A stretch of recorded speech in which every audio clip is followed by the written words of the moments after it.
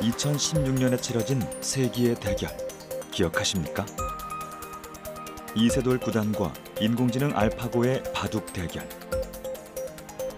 수많은 데이터와 시뮬레이션을 통해 상대의 수를 예측할 수 있었던 알파고는 바둑계의 최고 실력자를 꺾었고, 이때부터 국내외 인공지능 개발 경쟁은 가속화되기 시작했습니다. IT 강국을 넘어 인공지능 강국으로 2030년까지 디지털 경쟁력을 세계 3위까지 올리는 걸 목표로 한 국내 인공지능 산업은 지금 또 한 번의 성장을 준비하고 있습니다. 인공지능 기술은 모든 산업에 다 적용될 수 있고요. 실제 현재 그런 일들이 발생하고 있습니다. 코로나19 팬데믹이 닥치면서 이제는 인공지능 기술이 선택이 아니라 필수가 되었다고 볼 수 있겠습니다. 코로나 팬데믹으로 우리의 일상엔 많은 변화가 생겼습니다. 산업계도 변화를 추구할 수밖에 없는데요. 로봇이나 드론과 같은 첨단 기기 사용은 물론 사람과 가장 가까운 능력을 추구하는 인공지능까지. 어느새 코로나 팬데믹 시대의 동반자가 되어버린 인공지능은 지금 어느 곳에 어떻게 이용되고 있을까요? 사람을 위한 기술, 그 중심에 인공지능이 있습니다.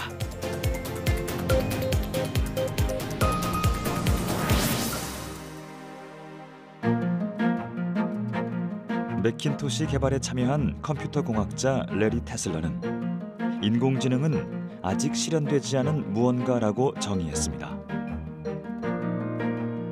일단 한 번 실현되면 원래 인공지능이라 여겨졌던 것도 인공지능이 아니게 된다는 건데, 그만큼 발전상이 빠르고 급격히 변한다는 뜻입니다.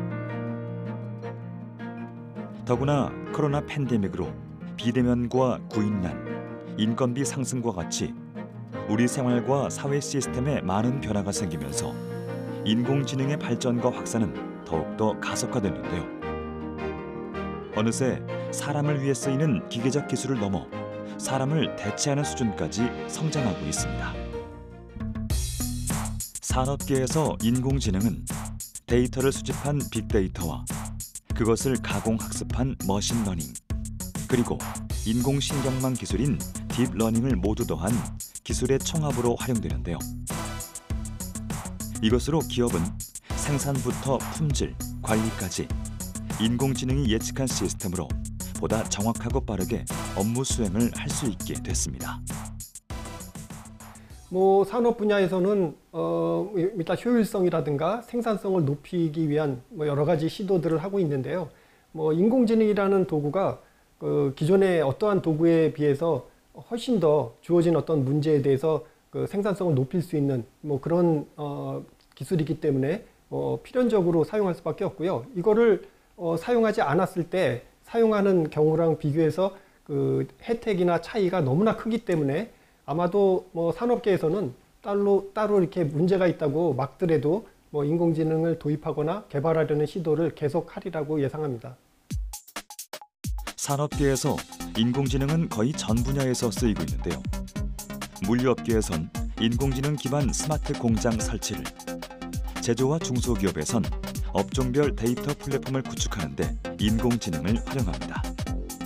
또 최근엔 문화 콘텐츠와 국방 산업에도 인공지능을 활용하는 곳이 늘고 있습니다. 특히 물류업계는 코로나 팬데믹 이후 비대면 온라인 쇼핑이 급속히 늘면서 인공지능 기술을 가장 빠르게 도입한 분야인데요.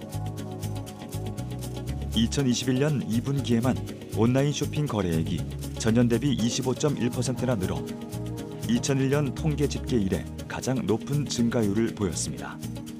금액으론 무려 47조 원에 육박하죠. 품목별로 보면 음식 서비스가 크게 늘었는데요.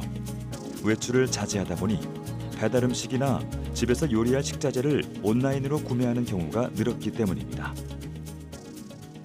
팬데믹 상황에서는 사회가 비대면, 재택, 또 온라인이 필수적인 그런 시대가 되었기 때문에요.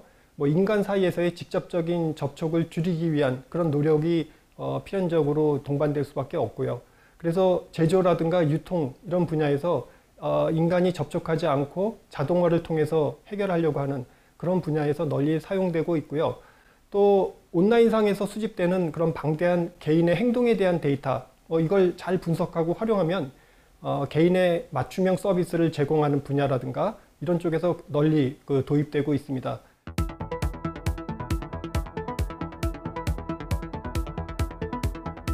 급격히 늘어난 물량을 처리하기 위해선 속도는 물론 정확성도 중요한데요.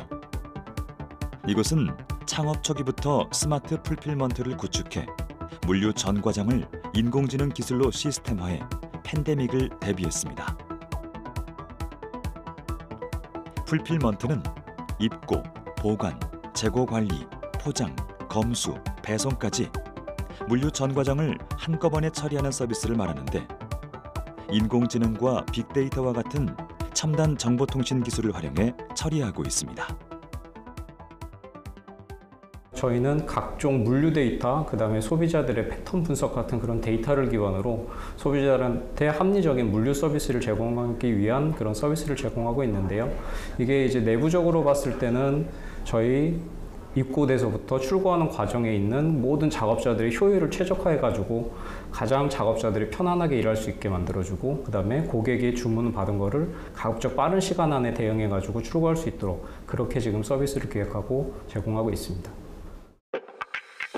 물류업계가 도입한 인공지능은 2016년 아마존이 로봇을 물류센터 작업에 이용하면서부터인데요.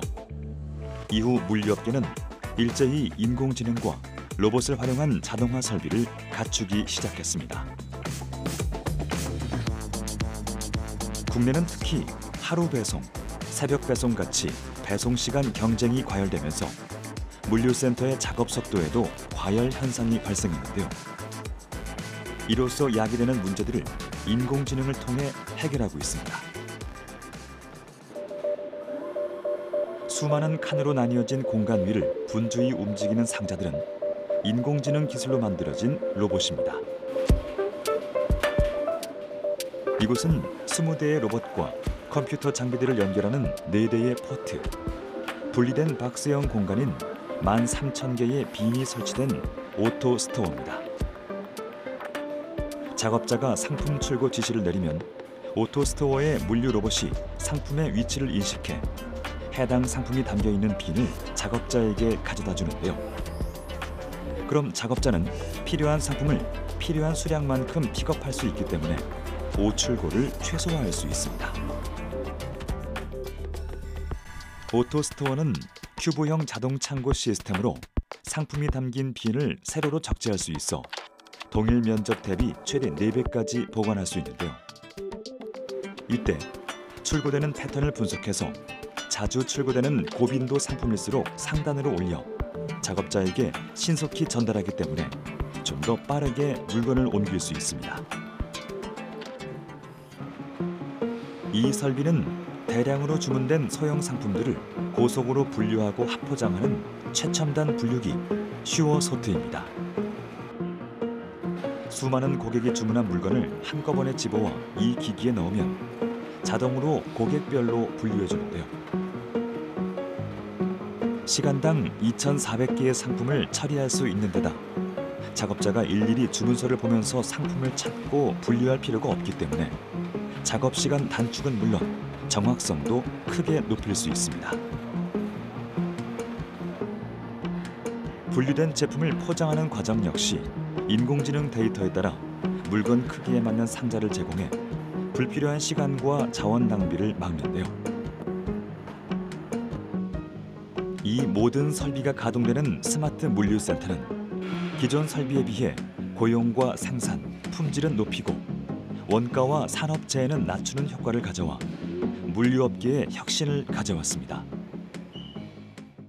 네, 뭐 아시다시피 그런 코비드-19을 기준으로 해가지고 이커머스 시장이 굉장히 급격하게 성장을 했고 기존의 물류 체계로서는 도저히 이거를 감당할 수 없는 수준으로 커져가고 있거든요. 그 과정에서 AI가 없으면은 또는 로봇이 없으면은 더 이상 그 사람의 힘만으로는 할 수 없는 수준으로 지금 왔고요.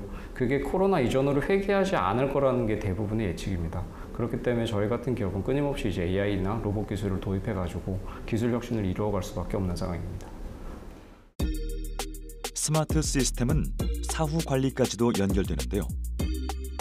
일일이 제품을 등록하지 않아도 출고 현황만 클릭하면 자동으로 주문을 수집해 재고를 차감해주고 일정 수량 이하로 남아있을 땐 알람을 설정해 알려주도록 했습니다.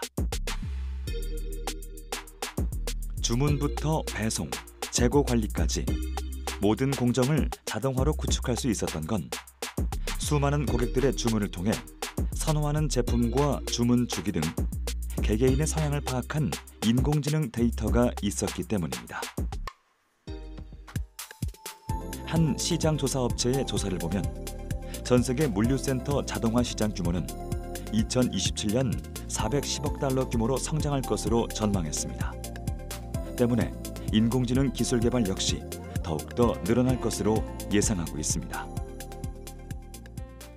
2020년 여러분들 아시는 팬데믹 이후에 들어가서는 이런 고객들의 니즈가 다양화되고 그런 언컨택트로 인해서 고객들의 요구사항이 좀 더 다양화되다 보니 그런 고객 중심의 제조 패러다임으로 가지 않으면 안 된다고 판단한 것입니다.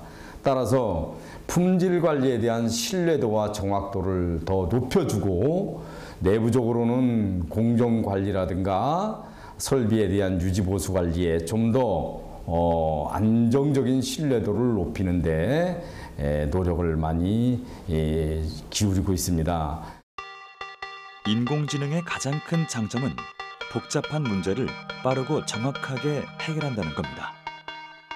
인류는 늘 복잡하고 어려운 문제에 직면하는데요. 코로나 팬데믹으로 달라진 일상처럼 산업계에도 큰 변화가 시작된 지금 인공지능은 더 이상 추상적 기술이 아닌 실제 활용되는 기술로 우리 곁에 좀 더 가까이 다가와 있습니다. 코로나19 이후 마스크는 없어서는 안 될 생활 필수품이 됐습니다. 나와 타인의 건강을 위한 최선의 방어막인 셈이죠. 하지만 이 마스크로 인해 간혹 난감할 때가 생기는데요. 주로 보안구역에서 안면인식 기술을 사용한 본인 인증이 필요할 때 기기가 얼굴을 제대로 인식하지 못하는 경우입니다. 얇은 마스크 하나로 내가 다른 사람이 되어버린 겁니다. 보통의 안면인식 기술은 사람의 눈과 코, 입, 광대 등 얼굴의 특징들을 파악하고 데이터베이스와 대조해 사용자를 파악합니다. 하지만 마스크를 쓰면 얼굴의 많은 부분이 가려져 안면인식 인증에 실패하게 되는데요. 때문에 마스크를 착용해도 인식률을 높일 수 있는 기술 개발이 중요해지고 있습니다.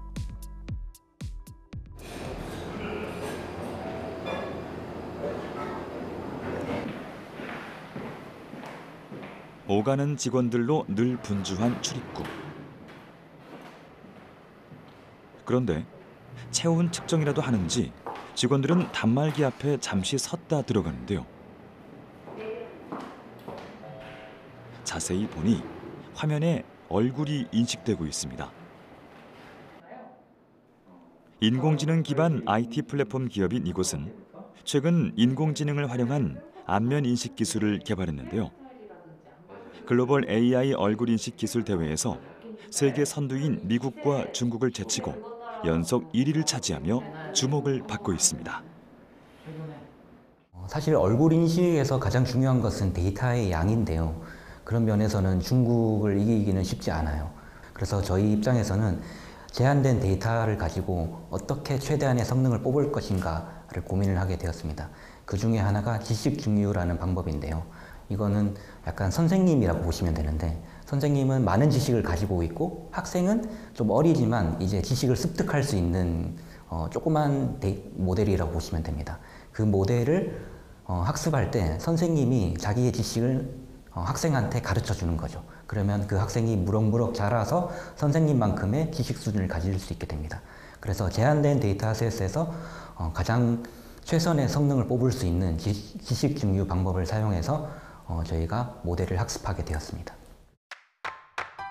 이곳에서 개발한 안면인식 기술은 얼굴의 왜곡 및 소실로 인한 상황에도 정교함을 유지해 인물을 구별해내는 능력이 탁월하다는데요. 과연 어느 정도로 인식이 가능한지 확인해 봤습니다. 코와 입, 광대 등 얼굴의 3분의 2를 가린 마스크에다 이마까지 가린 모자를 쓰고 키오스크에 서는데요.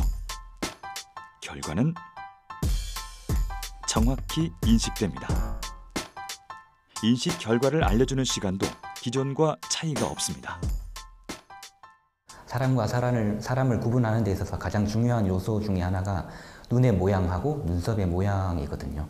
그래서 일반적으로 얼굴 인식 데이터를 수집할 때 모든 그냥 마스크를 쓰지 않은 얼굴들을 다 수집을 해서 학습을 했었는데 코로나가 터지면서 사람들이 다 마스크를 쓰기 시작한 거죠. 그래서 저희가 자체적으로 수집한 학습 데이터에 가상으로 마스크를 씌우기 시작했습니다. 그러면은 이제 학습 데이터를 거의 2배로 만들어낼 수가 있거든요. 그래서 그런 방법을 통해서 학습 데이터를 늘려서 학습을 했고 그로 인해서 마스크를 썼을 때도 얼굴 인식을 할 수 있게 되었습니다. 안면 인식 기술은 출입구만이 아닌 생활 곳곳에 활용 가능합니다. 이곳 사내 매점은 안면 인식으로 출입하면 내부에 설치된 다중 카메라가 작동, 물건을 고르는 움직임 하나하나를 인식해 결제까지 자동으로 이루어지는 무인 매장인데요. 사람을 식별하는 인공지능을 기반으로 하고 있습니다. 그럼 결제는 어떻게 이루어질까요? 먼저 무게 센서를 사용해 매대를 만들고 그 매대에서 어떤 물건이 움직였을 때 무게의 변화를 감지합니다.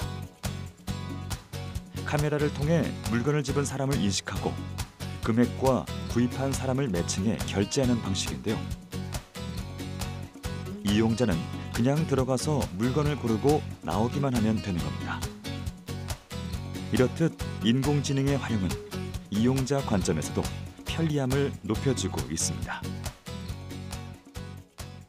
저희는 실용적인 AI를 추구하고 있습니다. 그래서 저희 AI 기술이 저희 인간의 삶에 더욱더 밀접하게 적용되기를 원하고 있고요.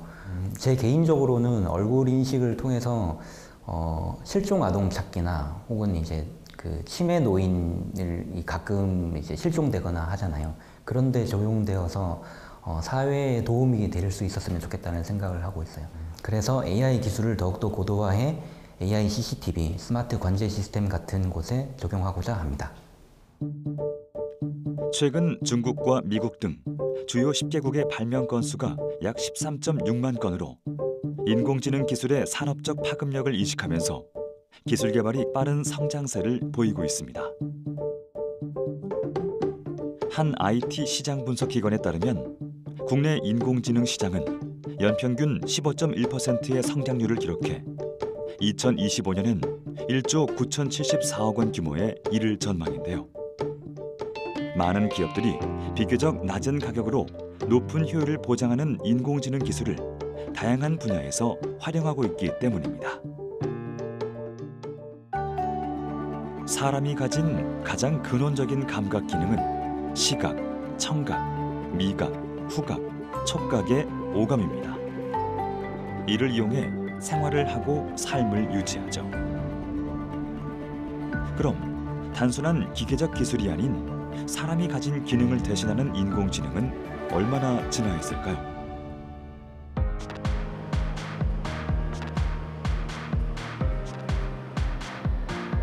최근 한 대학의 연구팀이 협업해 사람의 후각을 대신할 인공지능 후각신경인 전자코를 개발했습니다. 사람이나 동물의 후각 시스템은 코 속 후각신경을 통해 뾰족한 스파이크 형태로 나타나는 감각 정보를 뇌까지 전달해 냄새를 인식합니다. 이는 인체에서 일어나는 현상으로 스파이크를 일으킬 때 전력 소비가 아주 적죠. 기술로 이를 모방하려면 인간의 후각신경처럼 화학신호를 스파이크 형태의 전기신호로 변환해야 하는데요. 전자코는 이 과정을 인공지능으로 구현한 것으로 정식 명칭은 뉴로모픽 반도체 모듈이라고 합니다. 이것으로 사람이 직접 냄새를 맡지 않아도 유해가스를 구별할 수 있게 됐습니다. 뭐 실제로 지금 산업에서 되게 이렇게 냄새라든지 가스를 측정하는 니즈가 되게 많이 있고요. 뭐 스마트 팩토리라든지 혹은 일상생활에서 그 유해가스나 아니면 우리 뭐 건강에 직결되는 그 가스들 디텍션 해야 되는 필요도 있고, 그리고 이제 스마트팜 같이 어떤 식물의 상태라든지 뭐 과일의 당도 이런 것들을 측정해주는 그런 니즈도 있고, 그래서 실제로 좀 현재 최근 산업에서 이 가스를 분석을 하고 그다음에 정확하게 분별하고 농도를 알려주는 그런 니즈가 되게 많이 있어요. 그래서 그렇다 보니까 좀 새로운 전자코 기술을 지난 몇 년 동안 연구를 해오고 있습니다. 연구팀이 가장 먼저 한 건 후각신경이 스파이크를 일으킬 때 전력 소비를 최소화할 수 있도록 하는 건데요. 장장 10년간의 연구 끝에 저전력, 초소형 반도체 금속 산화물 가스 센서를 개발해냈습니다. 전자코가 유해가스를 식별하는 과정은 이렇습니다. 전자코에 일산화탄소나 이산화질소 같은 유해가스 성분을 주입했을 때 반도체 가스 센서가 그것을 인식하게 되는데, 이때 사람의 신경세포에서 스파이크가 일어나듯 전자코에서도 신호를 일으킵니다. 이렇게 전달된 신호는 그 성분에 따라 다른 양상을 보이는데요. 실제로는 전류의 크기에 따라 파형인 펄스가 다른 주파수를 생성하는 것으로 확인할 수 있습니다. 이 주파수를 인공지능이 기존에 입력한 성분과 비교해 어떤 종류인지 구별하는 겁니다. 이를 활용해 와인의 종류도 구분할 수 있다는데요. 마찬가지로 반도체 센서가 여러 가스 분자를 인식해 스파이크를 일으키면 그 신호를 구분해 와인을 식별하는 겁니다. 와인의 품종이나 생산 연도, 숙성도도 구분해 말 그대로 인공지능 소믈리에입니다. 사실 이 그러니까 전자코랑 이제 딥러닝으로 해서 와인 종류를 판별하거나 혹은 가스를 판별하거나 할 때 제일 중요한 게 많은 데이터로 갖고 딥러닝을 이제 훈련을 시켜야 되거든요. 러닝을 해야 되는데, 그러니까 얼마만큼 많은 다양한 종류를 갖고 트레이닝 했는가에 따라서 결정되는 거거든요. 현재는 되게 제한된 숫자로 이렇게 했지만 그런 다양한 품종, 그 다음에 다양한 빈티지를 구별하려면은 실제로 거기 있는 와인 샘플을 갖고 저희 전자코를 갖고 이렇게 트레이닝을 하면은 그 트레이닝 한 정도의 그 데이터의 풍부함에 따라서 그만큼 더 많은 종류의 와인들을 구분할 수 있다고 보면 되겠습니다. 또 다른 연구팀은 후각과 함께 시각과 촉각, 미각을 구분하는 기술도 개발했는데요. 뉴런 소자에 빛을 쬐었을 때와 그렇지 않았을 때 나타나는 스파이크의 진폭과 주파수의 차이를 인공지능 데이터로 분석해 인식하는 방법입니다. 촉각 역시 압력을 가했을 때 전자 뉴런이 자극을 인지해 신호를 보내는데요. 그것을 분석해 압력과 온도 차이도 인식할 수 있습니다. 그럼 의수를 착용한 사람이 물건을 집을 때 온도와 압력을 감지할 수 있게 되고, 들숨과 날숨으로 인한 압력 차이를 감지해 수면 무호흡증으로 인한 위험 요소도 알아낼 수 있습니다. 사람이 가진 가장 근원적인 감각 기능인 오감을 대신할 기술 개발은 향후 헬스케어 기술로의 발전을 예고하고 있는데요. 아직은 가야 할 길이 더 멀리 남았고 그 끝을 알 수 없지만 우리만이 가진 기술과 산업 인프라는 세계 경쟁력에서 결코 뒤처지지 않을 것으로 전망되고 있습니다.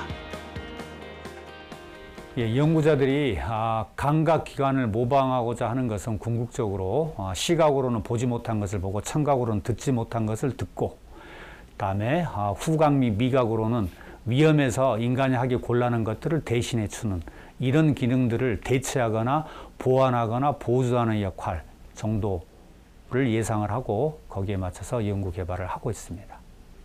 가상인이 우리가 직접 만날 수 있는 최근 것일까? 화제가 된 방송이 것일까? 있습니다. 궁금한 것이 정말 많죠.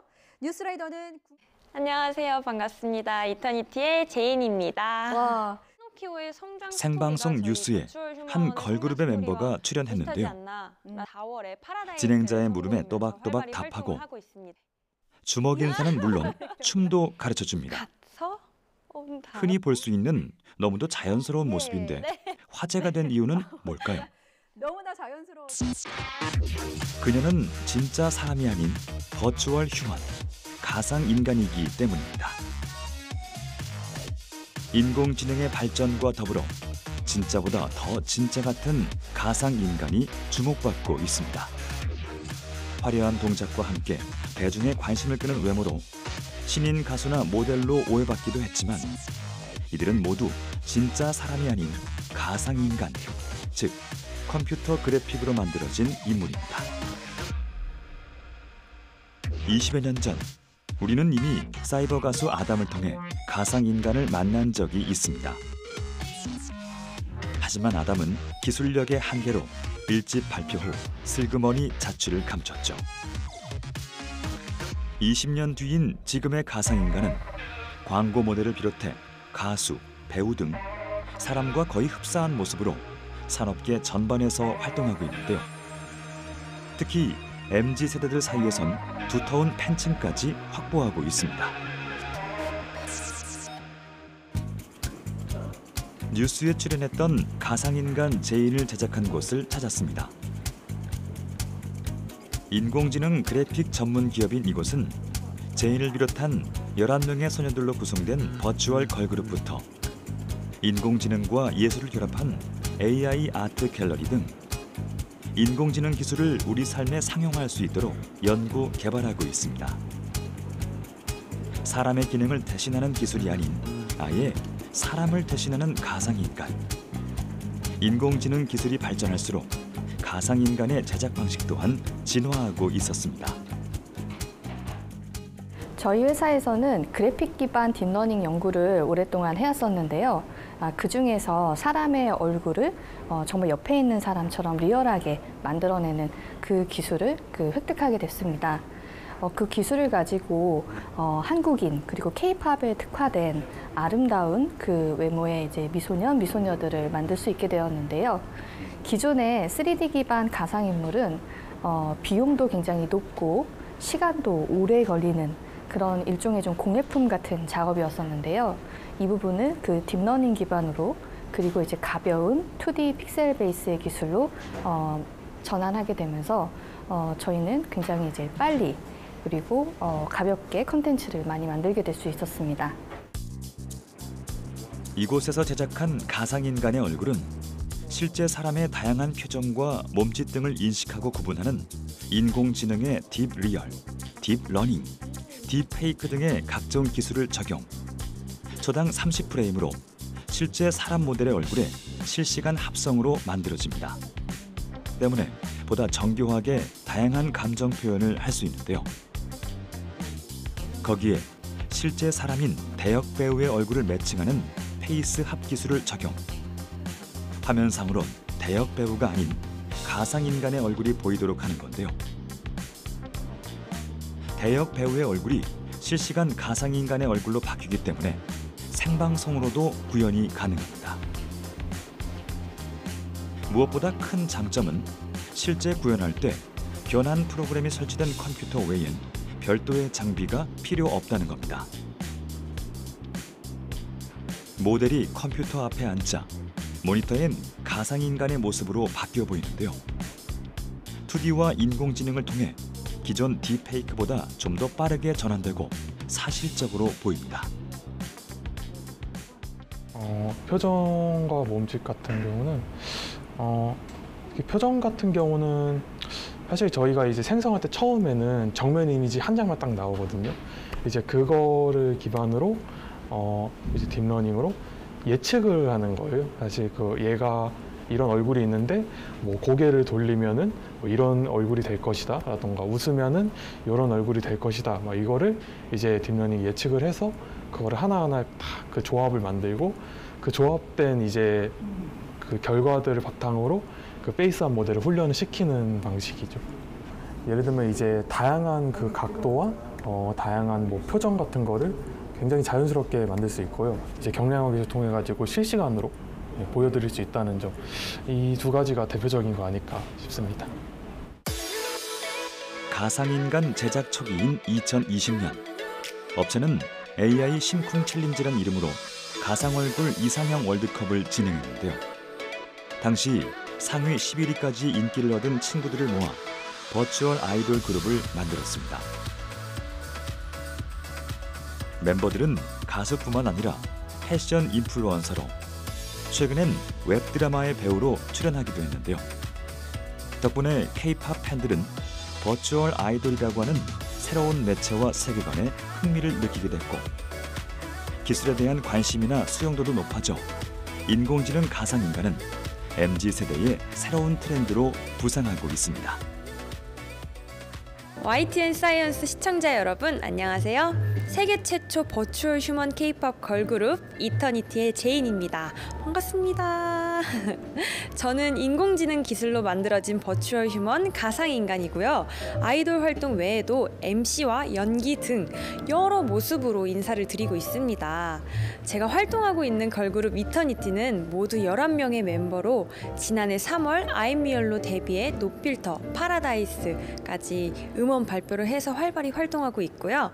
이달엔 이터니티의 유닛 지우와 초롱이가 신곡 발표를 앞두고 있고 올해 말에는 11명이 모두 모인 완전체로 인사드릴 예정입니다. 열심히 준비하고 있으니까요. 기대 많이 해주시고요. 많은 관심과 응원 부탁드립니다. 화이팅!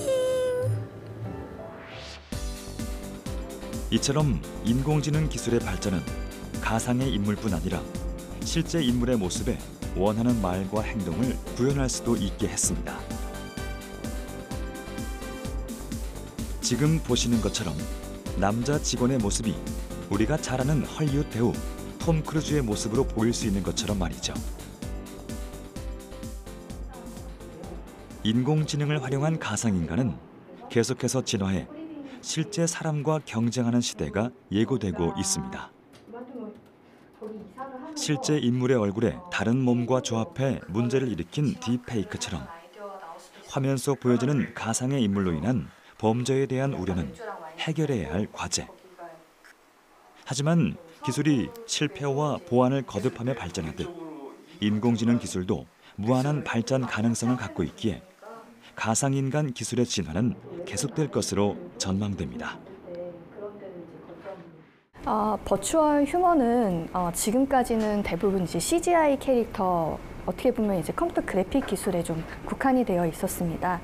그런데 정말 휴먼 라이크하게 사람들과 소통할 수 있으려면 직시성 있게 리액션 할 수 있는 어떤 이제 재능과 커뮤니케이션 할 수 있는 능력이 필수적이라고 볼 수 있겠습니다.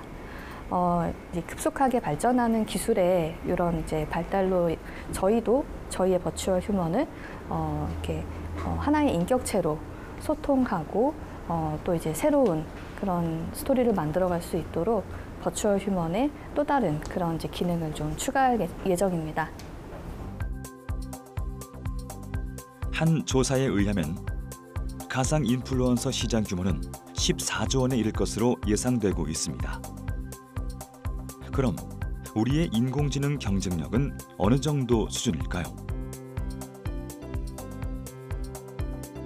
인공지능 연구 역량을 가늠하고 비교할 수 있는 국가 인공지능 준비 지수를 보면 2020년 한국은 전년도에 비해 19단계나 올랐습니다.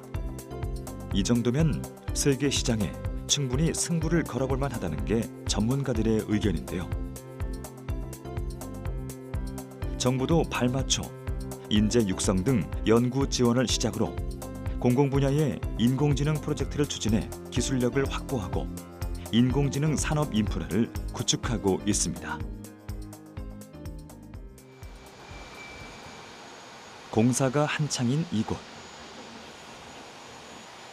정부가 국내 인공지능 생태계를 조성하기 위해 국가 인공지능 집적 단지를 만들고 있습니다. 국내 인공지능 기술의 거점이 될 이곳은 2020년부터 2024년까지 5년 동안 총 4,119억 원의 대규모 예산이 투입되는데요.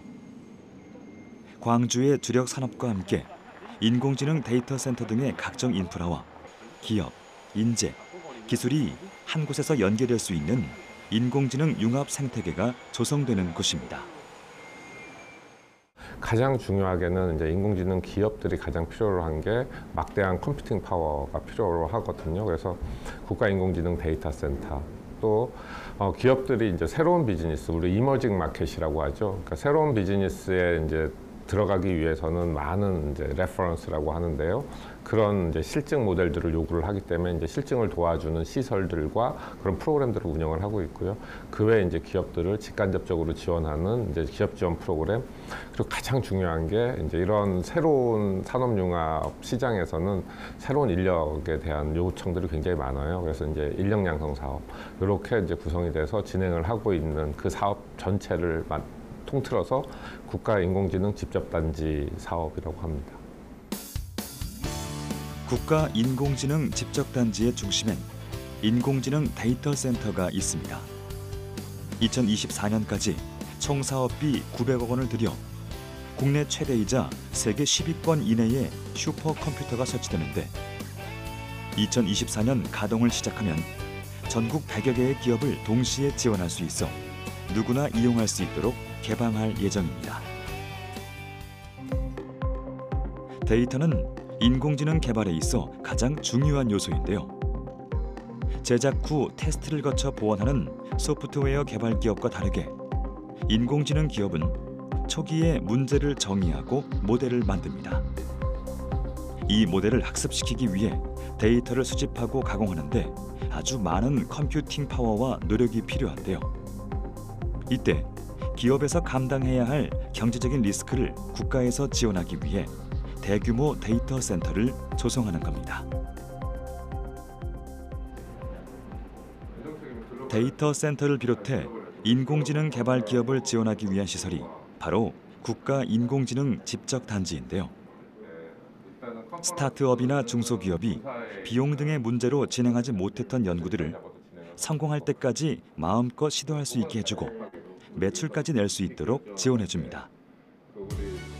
이렇게 만들어진 새로운 비즈니스 모델은 점점 더 고품질, 고부가가치 상품을 개발해 결국 국가 기술력을 높이게 될 텐데요.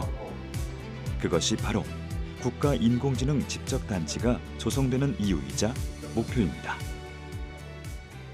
정부의 정책은 그런 것이라고 생각합니다. 우리가 데이터댐을 만드는 이유는 누구나 데이터를 활용을 해서 인공지능에 학습을 시키거나 아니면 빅데이터로 분석을 해서 기업의 부가가치를 높이는 인프라 사업, 그래서 뉴딜 사업이라고 하는 거라고 저는 생각을 합니다.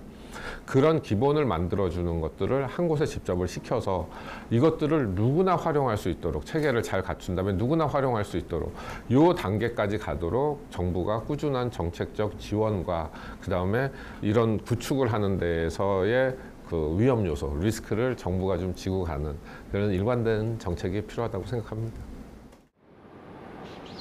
국가인공지능 집적단지가 조성되고 있는 광주광역시는 대학과 연구소에서 인재를 양성하는 건 물론 인공지능 산업을 주도할 스타트업을 비롯한 기업들도 속속 유치하고 있는데요.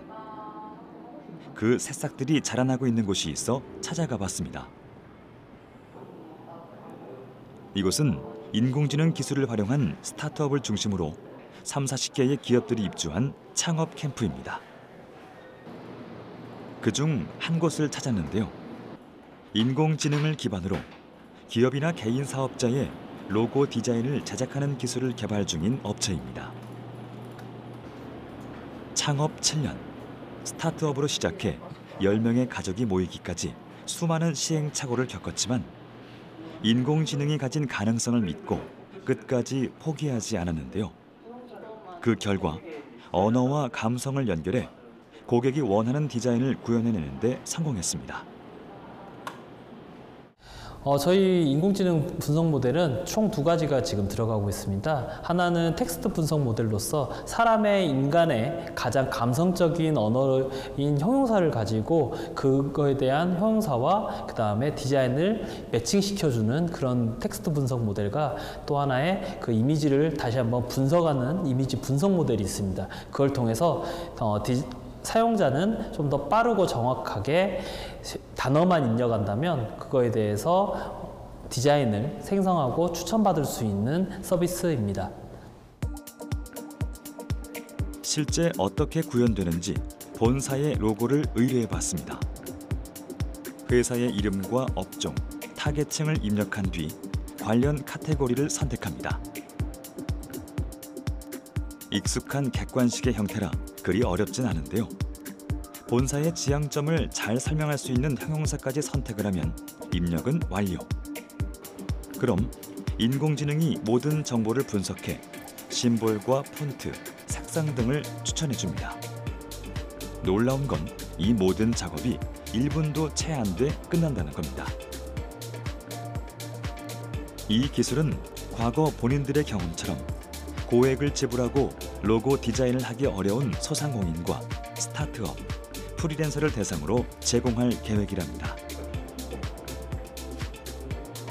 이젠 기술을 좀 더 발전시키기 위해 협업할 기업과 투자 유치를 위해 노력 중인데요. 소규모 스타트업이 어엿한 기업으로 성장하기 위해선 투자는 필수.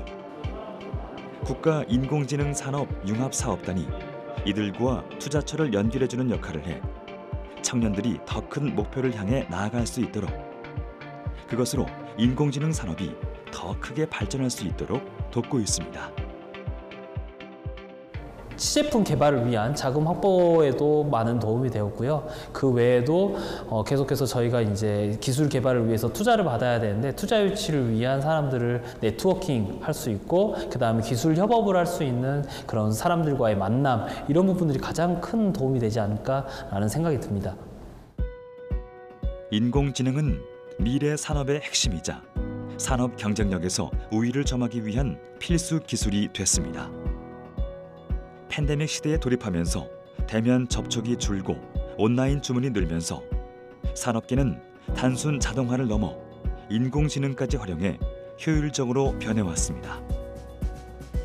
온라인 쇼핑 환경에서 수집된 고객과 제품의 정보는 쇼핑 경험을 혁신하고 트렌드를 예측하는 데 활용되었고, 사람의 역할을 대신하는 인공지능은 한계가 없는 노동력과 함께 사람이 가진 허점을 보완할 수도 있는 경지에 이르고 있습니다. 하지만 이 때문에 우려의 목소리도 나오는데요. 공장의 자동화와 무인 시스템으로 인해 사람의 일자리가 부족해질 수 있다는 거죠. 인공지능이라는 이름의 자동화 도구가 기존에 인간이 하던 것보다 더 잘한다든가 또는 인간이 했을 때 어려운 점을 해결할 수 있다면 그런 기술을 채용하지 않을 이유는 없고요. 그러다 보면 인공지능이 일을 하던 사람들의 직업은 당연히 문제가 될 것 같습니다. 그래서 일정 부분은 본인이라든가 또는 사회나 국가에서 선제적으로 필요한 기술을 교육을 해서 일자리를 재배치한다든가 새로운 일자리를 창출하려고 하는 노력이 필요하리라고 보고요. 정부 역시 이런 우려를 대비해 인공지능 기술 개발에 있어 인간의 존엄성을 위한 인권 보장과 사회의 공공성, 책임과 안전성 등의 기본 원칙을 규정하고 있습니다. 인공지능은 더 이상 미래가 아닌 현재의 기술로 4차 산업혁명의 핵심 기술이 됐습니다. 이젠 미래 산업인 인공지능을 어떻게 발전시킬지, 그와 동시에 인공지능의 발전으로 야기되는 문제들은 어떻게 해결할지 함께 고민해봐야 하지 않을까요? 코로나 팬데믹으로 인한 위기는 인공지능 산업엔 기회가 됐습니다. 물류와 IT, 엔터테인먼트까지 지금 우리 산업에서 인공지능은 사람의 역할을 대신해 곳곳에서 활용되고 있습니다. 단순한 데이터 수집만이 아닌 그것을 분석해 미래 산업의 동반자로 인공지능을 연구해야 할 때, 글로벌 경쟁에서 뒤처지지 않기 위한 보다 철저한 대비가 필요한 때입니다.